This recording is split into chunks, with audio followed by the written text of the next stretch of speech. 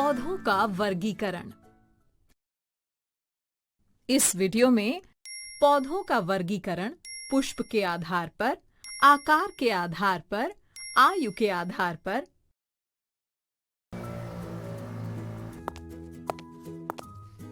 देखो देखो दीदी आ गई। जल्दी कक्षा में चलो, लगता है आज भी दीदी कुछ मजेदार सिखाने वाली है। अरे अरे रुको, कहाँ जा रहे हो? हम अपनी कक्षा में जा रहे हैं दीदी। बच्चों, आज कुछ नया सीखने के लिए हम कक्षा में नहीं, पास के खेत में चलेंगे। खेत में? हाँ सवाली, चलो आज पढ़ाई वहीं करेंगे।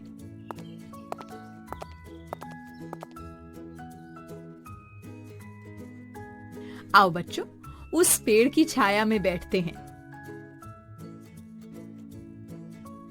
संपर्क दीदी, आज हम क्या सीखने वाले हैं? बताती हूँ। बच्चों, अपने चारों ओर नजर दौड़ाओ और आसपास के पेड़ पौधों को ध्यान से देखो। बताओ, तुम्हें किस किस तरह के पेड़ पौधे नजर आ रहे हैं? यहाँ तो कई तरह के पेड़ पौधे हैं दीदी। हाँ संपर्क दीदी, छोटे पौधे भी हैं और बड़े पेड़ भी। और इस घास को तो देखो, ऐसा लग रहा है जैसे जमीन पर बिछी हुई हो। अब ये बताओ कि ये सब कैसे एक दूसरे से अलग लग रहे हैं? दीदी, कुछ बहुत ज्यादा लंबे हैं और कुछ तो लंबाई में हमसे भी छोटे हैं। लंबे, जैसे ये आम का पेड़ जिसके नीचे हम बैठे हैं। और छोटे, जैसे वो खेत में लगा हुआ सरसों का साग।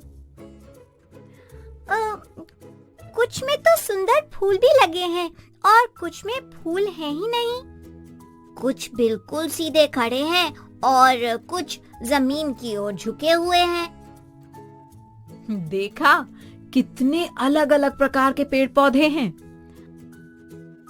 हाँ दीदी, हर पौधा दूसरे से किसी ना किसी तरह अलग है। सही कहा सवाली।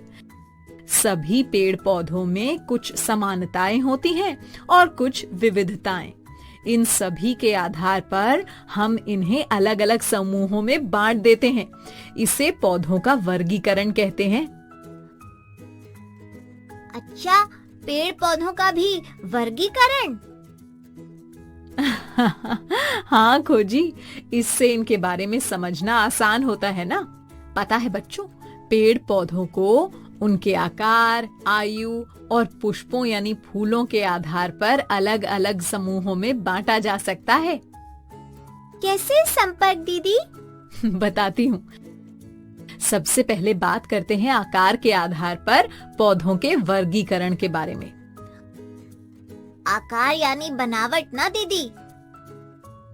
हाँ खोजी, इसमें पौधों की ऊंचाई, तना और शाखाओं को ध्यान में रखा जाता है। बच्चों, आकार के आधार पर पौधों को 3 श्रेणियों शाख, झाड़ी और वृक्ष में बांटा जा सकता है। ये शाख, झाड़ी और वृक्ष क्या है दीदी? सबसे पहले शाख के बारे में समझते हैं। बच्चों, कुछ पौधों का तना बहुत कोमल, पतला और नाजुक होता है। और इनमें शाखाएं भी कम होती हैं। ये पौधे आकार में छोटे और 1 मीटर से कम नाप के होते हैं। ऐसे पौधों को ही शाक यानी हर्ब्स कहते हैं। कुछ शाकों को हम साग या चटनी के रूप में भी खाते हैं, जैसे पालक, धनिया, पुदीना आदि। और नरम होने के कारण कुछ शाक जानवरों को भी अच्छे लगते हैं, जैसे घास, गेहूं, मटर आदि पौधे भी शाक के उदाहरण हैं। दीदी, ये जो खेतों में धान और अदरक के पौधे हैं, ये सभी शाक ही है ना? हाँ सवाली। संपर्क दीदी, अब झाड़ी के बारे में भी बताइए ना। बच्चों, झाड़ी समूह के पौधों का तना कठोर लेकिन पतला होता है। ये पौधे मध्यम आकार के होते हैं और इनकी ऊंचाई 1 से 3 मीटर तक होती है। इनकी शाखाएं तने के आधार यानी जमीन के पास से ही निकल जाती हैं। ये घनी और आपस में उलझी हुई होती हैं। अंग्रेजी में इन पौधों को श्रब्स कहते हैं। गुड़हल, मेहंदी, बेर आदि के पौधे झाड़ी ही होते हैं। देखो, ऐसा कोई पौधा दिख रहा है क्या आसपास? वो देखो दीदी, सामने वाले खेत में रुई के पौधे हैं। यही तो झाड़ी है। अरे वाह, तुमने तो पहचान लिया, शाबाश। तो अब तुम सब समझ गए ना झाड़ी के बारे में? हाँ दीदी। चलो, तो अब वृक्ष के बारे में बताती हूँ। देखो बच्चों, जो पेड़ बहुत ऊंचे और मजबूत तने वाले होते हैं वो वृक्ष समूह में आते हैं। ठीक, ये पेड़ 3 मीटर से अधिक लंबे होते हैं और इनका तना अक्सर मोटा, कठोर और गहरे भूरे रंग का होता है। इनकी शाखाएं तने के ऊपरी भाग पर जमीन से काफी ऊपर उगी होती हैं। अंग्रेजी में इन्हें ट्री कहते हैं। पीपल, शीशम और नारियल आदि वृक्ष ही हैं। संपर्क दीदी, हम भी तो आम के वृक्ष के नीचे ही बैठे हैं ना? हाँ खोजी, सही कहा। दीदी, हमने खेतों में कद्दू की बेल लगाई है जो जमीन पर फैली हुई है।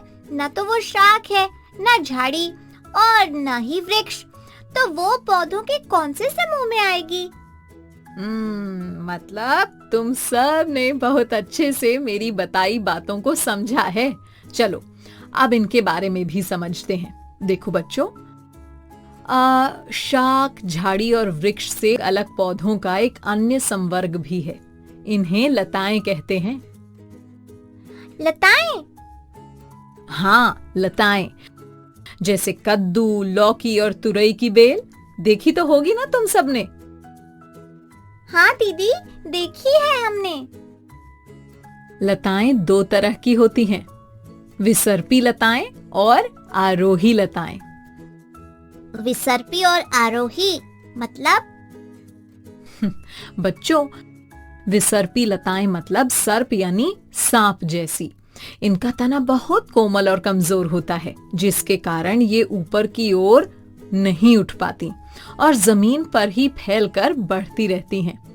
सर्प की तरह, इसलिए इन्हें विसर्पी लताएं कहते हैं। अंग्रेजी में इन्हें क्रीपर्स कहते हैं। मतलब कद्दू की बेल एक विसर्पी लता है?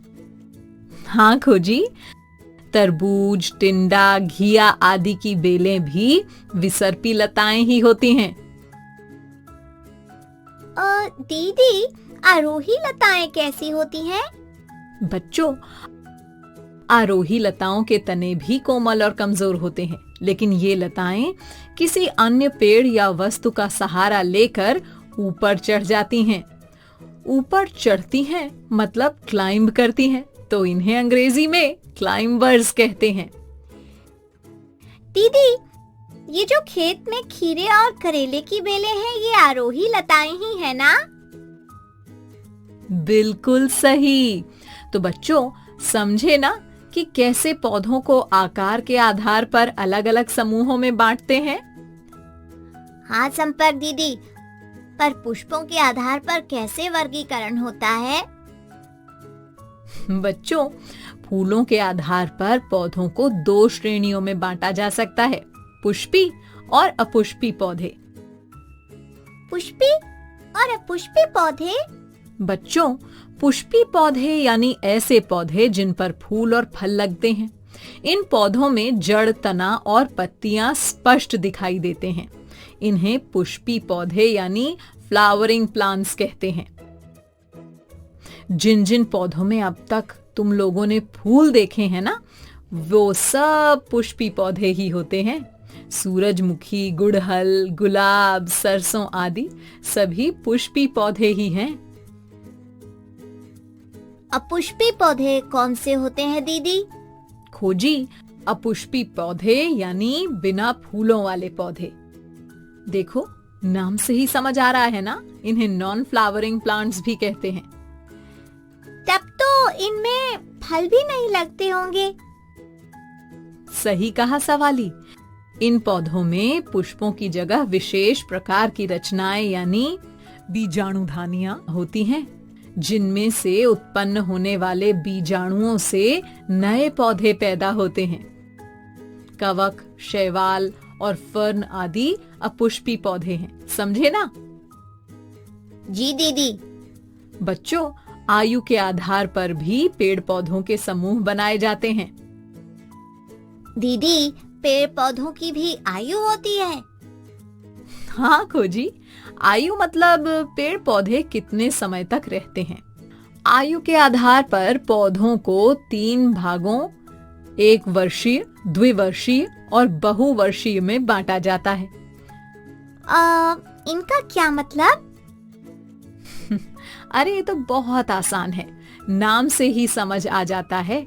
1 वर्षीय यानी पेरिनियल प्लांट्स, मतलब ऐसे पौधे जिन्हें हम हर वर्ष उगाते हैं, क्योंकि उनकी आयु कुछ महीनों में पूरी हो जाती है और वो सूख जाते हैं, यानी 1 वर्ष के अंदर।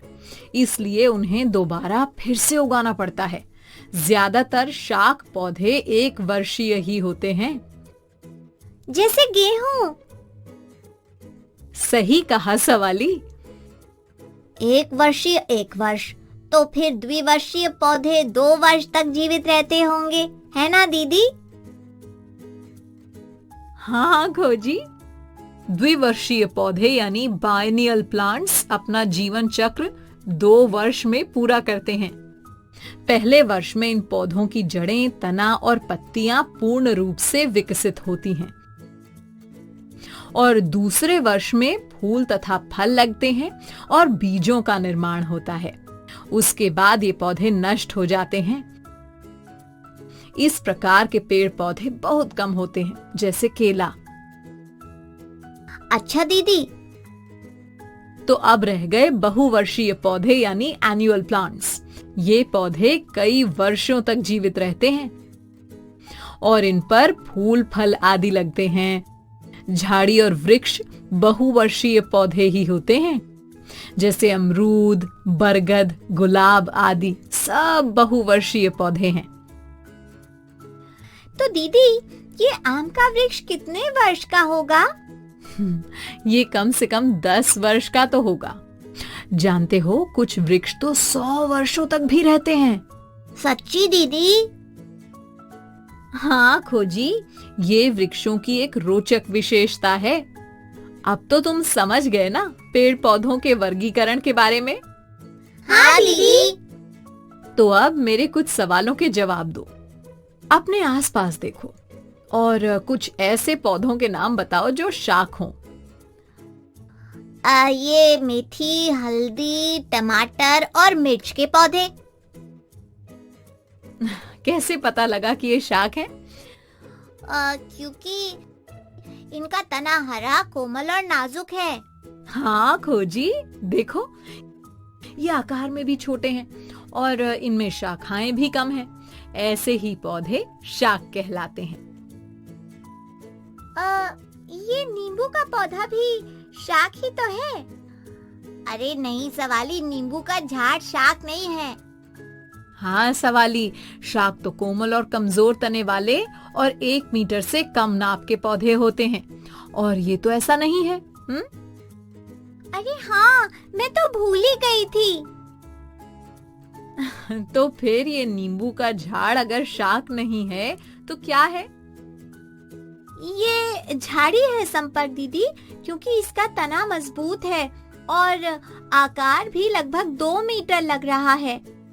बिल्कुल ठीक। अच्छा, तुम सबके घरों के आसपास वृक्ष भी होंगे, है ना? बताओ किसके घर के पास कौन सा वृक्ष है? दीदी, मेरे घर के आंगन में नीम का पेड़ है। खोजी, तुम भी बताओ। दीदी, वृक्ष वही ना जो बहुत ऊंचे होते हैं और जिनके तने मजबूत और गहरे भूरे रंग के होते हैं?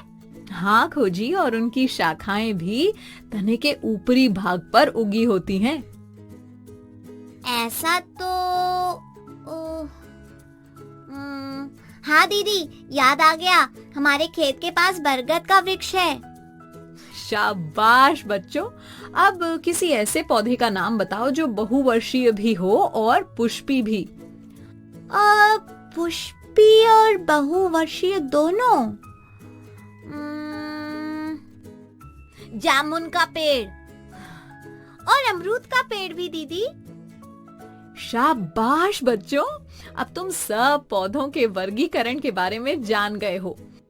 अब संपर्क भैया से मिलो। मैं आया आया आया आया आया।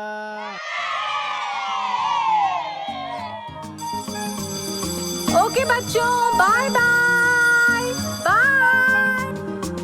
बच्चों अब मैं जाती हूँ, कल फिर मिलने आती हूँ। इंग्लिश में अब होंगी बातें, मैथ सीखेंगे हंसते गाते।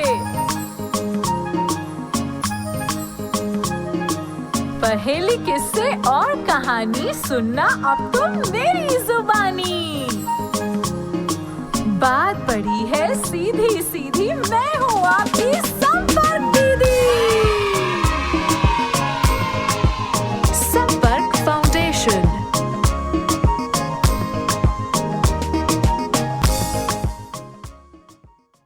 आपको ये वीडियो देखकर मजा आया ना?